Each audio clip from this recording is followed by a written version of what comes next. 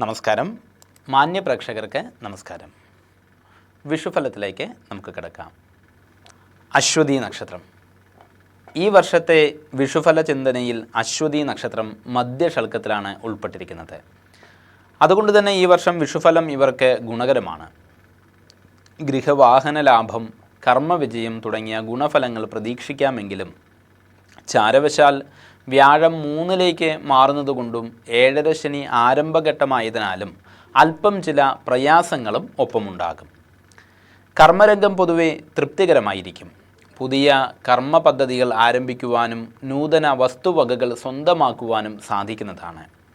പൊതുവെ എല്ലാ കാര്യങ്ങളിലും മികവ് തെളിയിക്കുവാൻ അവസരം വരുമെങ്കിൽ കൂടിയും ഇടയ്ക്കിടെയുള്ള തടസ്സങ്ങൾ ആത്മവിശ്വാസത്തിന് കോട്ടം തട്ടിച്ചേക്കും.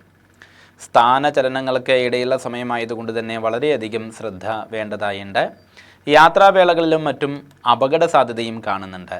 പ്രിയപ്പെട്ട വ്യക്തികളുമായി കൂടിച്ചേർന്ന് പ്രവർത്തിക്കുവാൻ അവസരം ലഭിക്കും.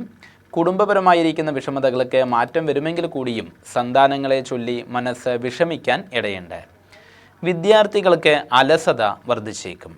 മറ്റുള്ള വ്യക്തികളുടെ കാര്യങ്ങളിൽ അനാവശ്യമായിട്ട് ഇടപെടുക നിമിത്തമായിട്ട് പല രീതിയിലും പ്രയാസങ്ങൾ വന്നു ചേരാം.